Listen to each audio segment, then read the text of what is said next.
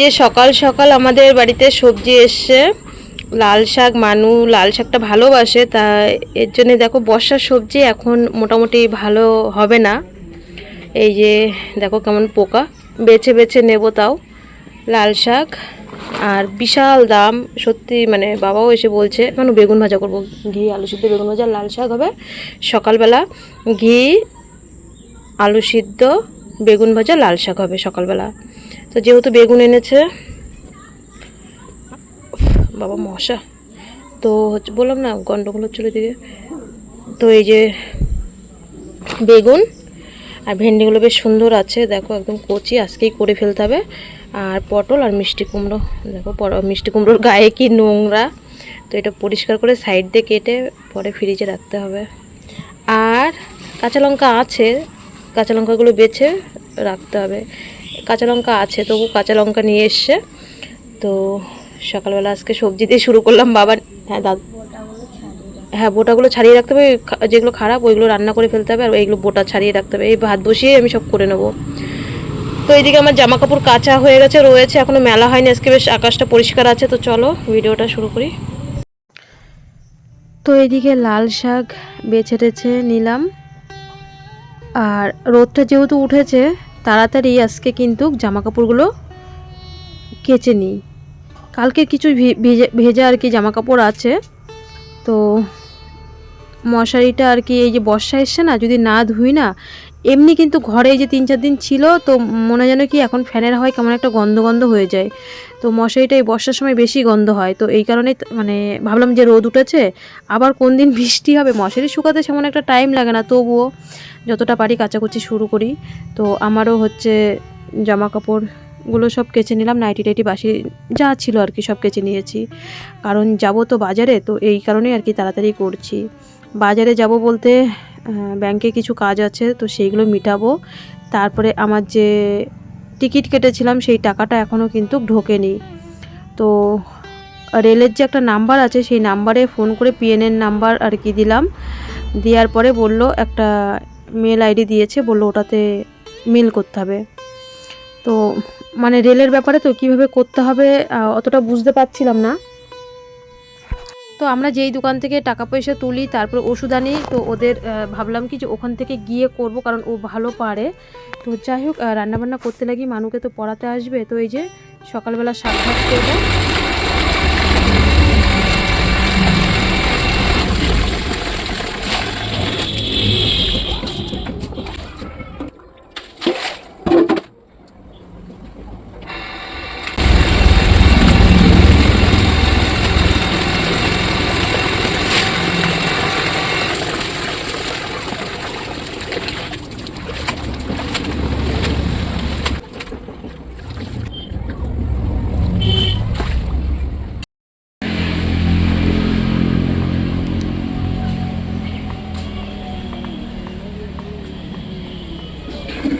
তো বন্ধুরা এই যে রেডি হয়ে গেছি, চলো বাজারের দিকে যাই। বাজারে অনেক কাজ, যেতেই হবে, কিছু করার নেই। রূপচাঁদা মাছ এনেছে, ধুয়ে থুয়ে গেছি ওইভাবেই। আর সারা বাড়ি তো জামা কাপড় মেলা রয়েছে, বারান্দা সব এসে পরিষ্কার করবো, সবজি টবজি সব এখানেই রয়েছে। কিন্তু বাজারে গিয়ে আগে কাজগুলো মিটাতেই হবে, না গেলে নাই, মানে তাই বাজারে যাচ্ছি। বাড়ি যখন হয় তখন এসে করব, কোনো ব্যাপার নেই। সকালবেলা তো দেখলে ঘি আলু সিদ্ধ, তারপরে লাল শাক দিয়ে খেলো, লাল শাক আছে, মানুষ যদি এসে ভাবে যে আরেকবার খাবে খেতে পারবে। আর বাবা তো এমনি 3টের দিকে ভাত খায়, ওনাকে বলে বলে বলে বলে সকালে যেহেতু পেট ভরে ভাত খায়, যা দেখ ও টোটো আসে নাকি, আমি ঘরে দরজা দিয়ে আসি। তো এমনি সকালবেলা পেট ভরে ভাত খায়, তো দুপুরবেলা লেটে খায়, তো লেটে রান্না হলেও অসুবিধা নেই। তো যাই এইদিকে গেলে, মানে হাঁসপুর বাজারে গেলে আমি কোনো দিন চুড়িদার পরি না, কারণ একটা বাজারের আমাদের সকলের সম্মান আছে। এই দিকটাতে মানুষ আনতে গেলে, কলকাতায় গেলে আমি চুড়িদার পরি, আর যখন বাজারে যাই এটা আমার আগাগোড়াই অভ্যাস, শাড়ি পরি। তাও তো এখন গায়েঘাটা গেলে চুড়িদার পরি, মানে মানুষ আনতে গেলে, না হলে শাড়িই পরতাম।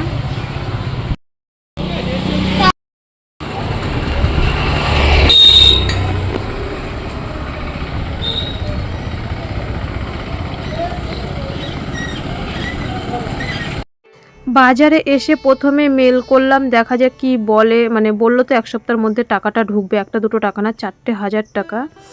তো মানু খাতা নেবে, মানু যেই খাতা চাচ্ছিল সেই খাতা দুটো দোকানে গিয়েছি, পাইনি। তো এই দোকান থেকে একটা খাতা নিলাম, 140 টাকা নিল। আর মানু কি পেন যেন চাচ্ছিল, তো সেই পেন নেই। যাই হোক, ওইদিকে কাজ মিটিয়ে এসে ফল নেব। অনেক দিন ধরে মানুকে ফল দেওয়া হয় না। তো একটা পেয়ারা, 3-4টে শসা, 2টো আম।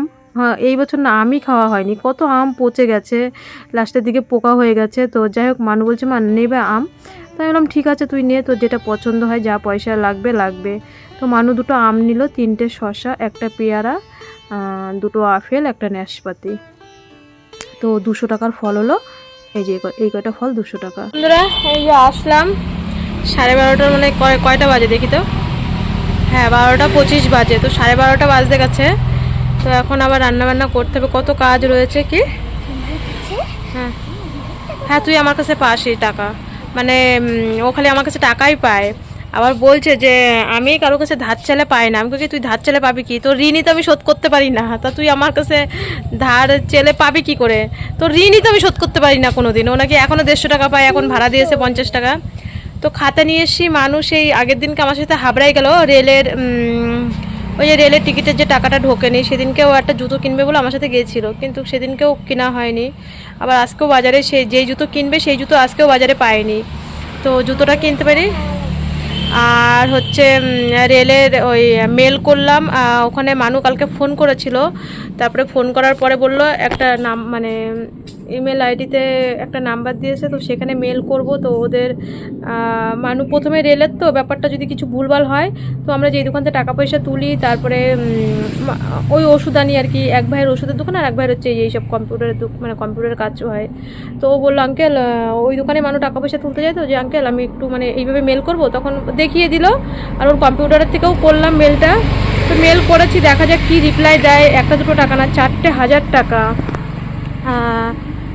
হচ্ছে 4000 টাকা। মুখের কথা, আজকে প্রায় 1 মাস হতে গেছে আমরা ভেলুরে যাওয়ার টিকিট কেটেছি। তো আর মানুকেও সে কতদিন ধরে ফল দিতেই পাচ্ছি না, দেখবে ভিডিওতে দুপুরবেলা করে ফল দিতেই পাচ্ছি না। তো আজকে একবারে 200 টাকার ফল নিয়ে এসে 3 দিন হয়ে যাবে। তো চলো এবার হচ্ছে আবার রান্নাবান্না করি, দেখি একটু চা খেয়ে নিই, চা খেয়ে শরীরে এনার্জিটা বাড়িয়ে তারপরে রান্নাবান্না শুরু করি। আবার আর ভালো লাগে না কোথাও থেকেও আসলে, সে এখন গেছি 10টায় গেছি, 2.5 ঘন্টা হয়ে গেছে, পুরো রাইট 12:30 বাজে। তো যাই হোক, একটাই চিন্তা করছিলাম, বৃষ্টি আসলে এই বাড়িতে এত জামা কাপড় ভিজে যাবে, তো বৃষ্টিটা আসেনি, এটাই হচ্ছে আমার কপাল ভালো। তো বন্ধুরা, তরকারিটা রান্না হয়ে গেছে, দেখো আকাশটা পুরো অন্ধকার করে এসছে, বারবার রোদ আসছে। তো যতটা জামা কাপড় ছিল সব, কারণ বর্ষার দিন তো উল্টাই পাল্টায় দিলে কিন্তু তাড়াতাড়ি শুকিয়ে যায়। তো এইদিকে এখানে কিছু মশারি দিয়ে মানুষ ভালো জামা প্যান্ট, তারপরে হচ্ছে এমনি ওইদিকে নাইটি ফাইটি সব ওই লাস্ট মাথা অবধি মেলা।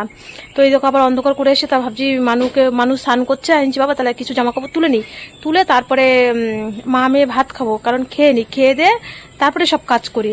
কাজ করতে করতে আমার লেট হোক, তাতে অসুবিধা নেই।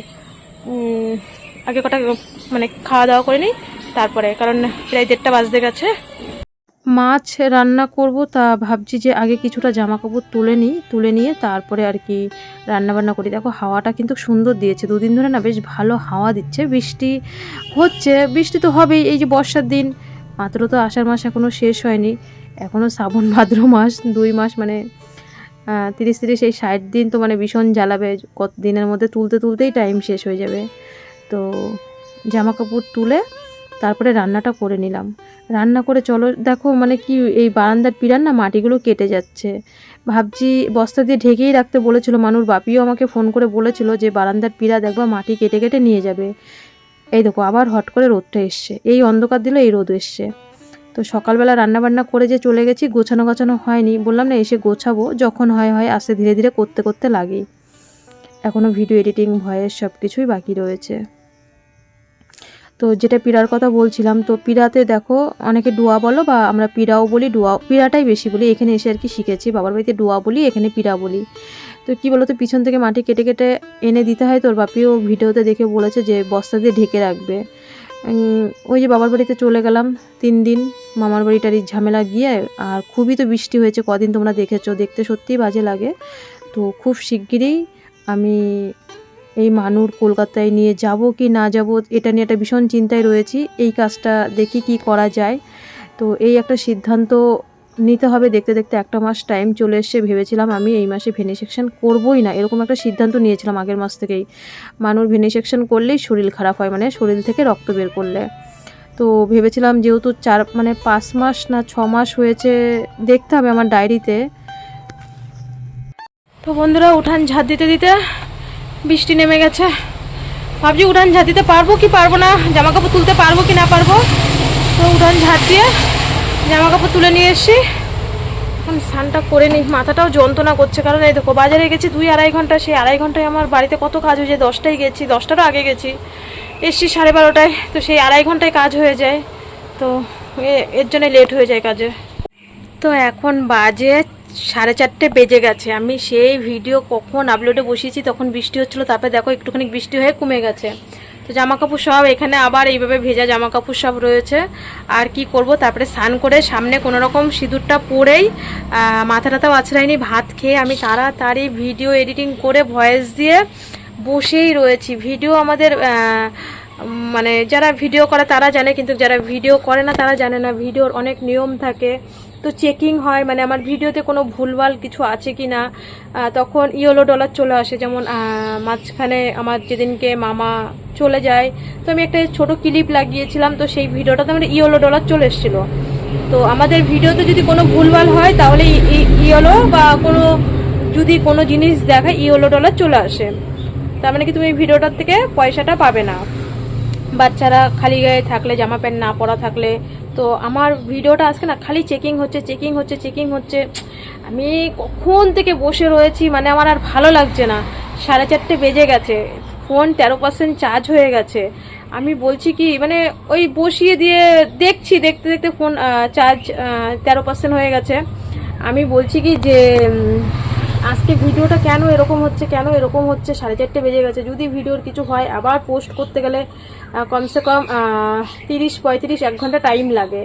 কারণ যারা ভিডিওর পিছনে খাটে তারা তো জানে, তো অনেক টাইম লাগবে ভিডিওটা পোস্ট হতে হতে। তারপরে চেকিং চলে, মানে ওই বললাম না, চেকিংয়ের মধ্যে কোনো ভুলভাল থাকে কি না থাকে। তো এই কারণে চেকিং হয়েই যাচ্ছে, 4:30 বেজে গেছে। আমি ফোনটা চার্জে বসাবো, ওইদিকে মানু ভাগ্যিস আজকে আমার কোনো মানে মানুর পড়া টড়া নেই। এই একটা দিক দিয়ে আজকে নিস্তার, ও বুধবার দিন ছুটি পায়, হচ্ছে সপ্তাহে একটা দিনই ওর কোথাও পড়া থাকে না। তো মানু ঘুমাচ্ছে, আর আমি এখনো বাইরে বসে রয়েছি। ওইদিকে বাবাও ঘুমাচ্ছে, সবাই ঘুমাচ্ছে। আমি ওই দুটো পয়সার জন্যে ভিডিও এডিটিং করে আমি ভয়েস দিয়ে, কারণ 50 টাকা 60 টাকা যাই আসুক, সত্যিটাই বলি তোমাদের সাথে। তো হচ্ছে যে যেটুক আসে সেটুকুই আমার খুব দরকার। তো এর জন্য হাজার কষ্টের মধ্যেও আমি ঠিক রাইট টাইমে ভিডিও পোস্ট করার চিন্তা করি। তো চলো এবার ফোনটা একটু চার্জে দিয়ে 5টা বাজলে তারপরে একটু 10-15 মিনিট রেস্ট করি, তারপরে জামা কাপড় গুছাবো, ঘর দুয়ার গুছাবো। তো বাসন টাসন মাজা তোমাদের সাথে আজকে শেয়ার করিনি। তো সন্ধ্যাবেলা এই দেখো কত জামা কাপড়, রোজের জামা কাপড় রোজ না গোছালে কিন্তু বাড়ি ঘরে মানে জামা কাপড় ভরে যায়। একটা ঘর তো সবসময় টিপটাপ পরিষ্কার পরিচ্ছন্ন রাখতে হয়। তো আমি হচ্ছে মোবাইলে বলছি, মেসেজ করছিলাম, দিদির সাথে কথা বলছিলাম। তো একটু কথা বলে তারপরে যে জামা কাপড়গুলো গুছিয়ে নিলাম, মানে যাবো কি যাব না এরকম একটা সিদ্ধান্ত নিচ্ছি।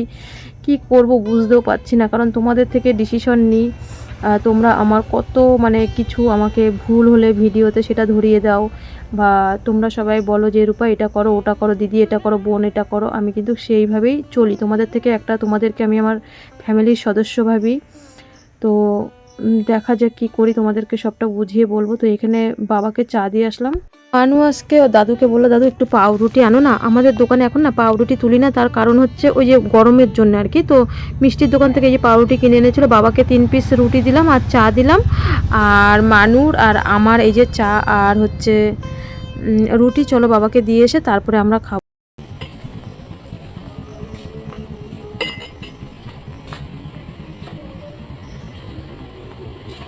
শুভ সন্ধ্যা বন্ধুরা। তো আমাদের বাবার বাড়িতে বলছিলাম না অন্ধকার অন্ধকার, তো আমারও ঘরের লাইট খারাপ হয়ে গেছে।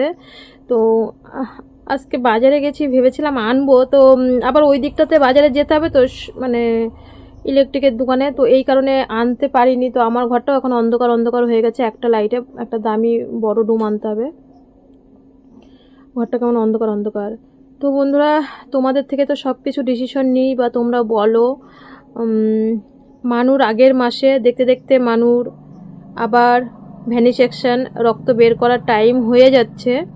তো আগের মাসে দেখেছো মানু ভ্যানিসেকশনের পরে মানে গরমও ছিল জ্যৈষ্ঠ মাসের, হ্যাঁ আষাঢ় মাস শেষ হতে গেছে, জ্যৈষ্ঠ মাসের গরম এখনও গরম আছে, কিন্তু এখন মানে বর্ষা হচ্ছে বলে সেই তুলনায় একটু কম।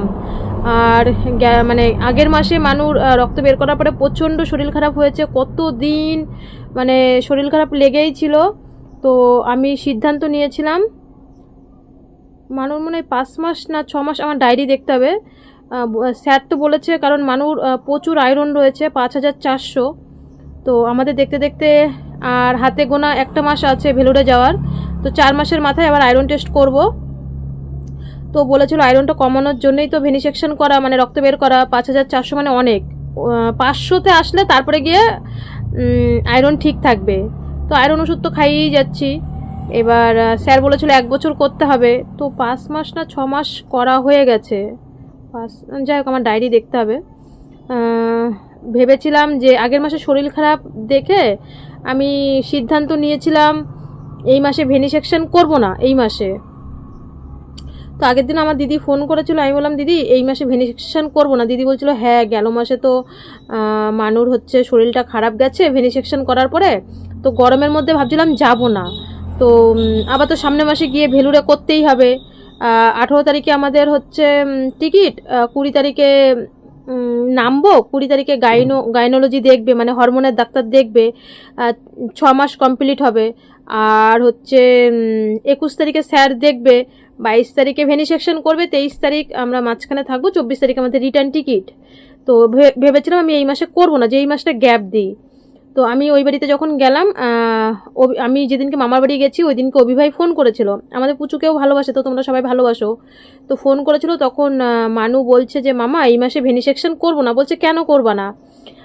বলছে যে মামা আমার তো শরীরটা আগের মাসে খারাপ হয়ে গেছিলো এই মাসে, বলছে স্যার তো মানে ভালোর জন্য ভেনিসেকশনটা করতে দিয়েছে, কারণ তোমার এখন মানে মানুর এখন বিএমটি হয়ে গেছে, তো মানুর শরীরে যাতে আয়রনটা না থাকে, যাতে মানে আয়রনটা থাকলেই লম্বাটা কম হবে, তো আয়রনটা কমানোর জন্যেই যাতে তোমার শরীরে এখন কোনো রকম ডিসপোর্ট কোনো জিনিস যেন না থাকে তোমার শরীরে, পুরো ক্লিয়ার রাখার জন্যই তো স্যার এটা করতে বলেছে। তো তুমি ভেনিসেকশন কেন করবা না? এবার হচ্ছে তুমি টাটাতে যাও, বলছে মামা পয়সা করিরও তো বোঝো, গেলেই 3000 টাকা লাগে। তো বলছে হ্যাঁ সেটা বুঝতে পেরেছি, কিন্তু হচ্ছে ওই তুমি যাও, যদি হিমোগ্লোবিন বেশি থাকে তখন করবে, হিমোগ্লোবিন বেশি না থাকলে ঘুরে আসবে। আমাদের বাড়ির থেকে বলেছিল হিমোগ্লোবিন করতে, কিন্তু আমার বাড়ির থেকে কোথা থেকে করবে না করবে, তো আমার মনে হয় ওখানে করাটাই ভালো।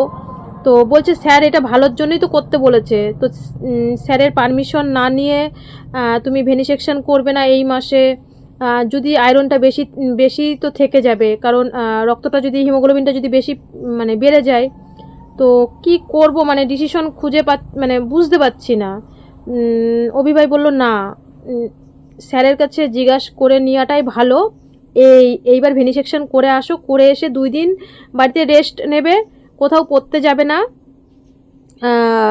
বাড়িতেই থাকবে, জল টল খাবে, গরমের মধ্যে হচ্ছে পড়তে যেতে হবে না 2 দিন। তুমি স্যারদের বলে দেবা যে স্যার আমি এরকম এরকম করেছি, আমি এর জন্য পড়তে আসতে পারিনি। তো কি করব আমার মানে মাথায় আসছে না, মানে ভেনিসেকশন করব কি করব না, কারণ স্যারের থেকে পারমিশনও নিইনি। স্যার বলেছে টানা 1 বছর করতে হবে, সেখানে 5-6 মাস মাত্র হচ্ছে। যে স্যারের কাছে যদি শুনতাম যে স্যার কোনো অসুবিধার কারণে 1 মাস যেতে পারবো না, তাহলে কি অসুবিধা হবে? তো মানে আমার না মাথায় কোনো কাজ করছে না, আমি মানে কি করব, মানে ভেনিসেকশন করব কি করব না করব। এই মাসে আমি আগের মাসে সিদ্ধান্ত নিয়ে নিয়েছি, বা আমি বলেছিও যে আমি ভেনিসেকশন এই মাসে করব না, কিন্তু কবি ভাই বলছে যে না স্যার যখন করতে বলেছে মানে করতে হবে, কারণ স্যার ভালোর জন্যই বলেছে, যত তাড়াতাড়ি আয়রনটা ওর শরীর থেকে কমে যাবে তত মানে ভালোর দিকটা যাবে। তো আমি ভাবলাম যে না সত্যি তো আমি তোমাদের কথা শুনে চলি সবসময়, তোমরা মানুর ভালো চাও, তো আমি ভেনিসেকশন করব কি করব না এই ডিসিশন নিচ্ছি। বসে রয়েছে, এখনও হাতে আর টাইম নেই, দেখতে দেখতে দিন চলে এসে কী করে যেন 1 মাস পার হয়ে যায়। তো আমার এখন ভাসুরের মেয়ে এসছে, মাম্মামের মা, তো বলছে কাকিমা বিপত্তারিণী পুজো করবা? যে বুনুকে নিয়ে কলকাতায় যাব, ও মানুর আবার এখন পড়াতে আসবে, আজকে তো মানে বললাম না পড়া নেই, বুধবার দিন তো তপু পড়াতে আসবে, মানে মাঝখানে বৃষ্টির কারণে ছুটি করেছিল, তো সেই পড়াটা আজকে এক্সট্রা পড়াটা পড়াতে আসবে। তো এই হচ্ছে কথা, কি মানে একবার ভাবছি যাবো কি যাব না, যাবো কি যাব না ভেনিসেকশন করতে, এই মানে টাল বাহানা করছি, মানে কিছুতেই না মন বসছে না। একবার মনে হচ্ছে কি মানুর আগের মাসে যেই শরীর খারাপ হলো, আবার ভাবছি কি যে অভিভাই বলার পর থেকে মনের ভিতরে খুঁতখুত খুঁতখুত হচ্ছে। তো ওর বাপিকেও আমি জানালাম, ওর বাপি বলছে কি ওর বাপি বলছে করাটাই ভালো, কারণ আমরা স্যারের থেকে পারমিশন নিইনি যে স্যার 1 মাস করবো কি করব না। তো আমি বললাম যে ওরকম অভিভাই বললো যে বাড়িতে 2 দিন থাকবে, তো তোমরা একটু বলো আমি কি ডিসিশন নেব, কারণ একার উপর দিয়ে তো মাথায় ঝড় উঠে যায়। পয়সাটা তো বড় কথায় যে গেলেই 3,000 3,500 টাকা লাগে, তো এটা তো একটা বড় ব্যাপার আছে, কি করব মানে মাথায় আমার আসছে না।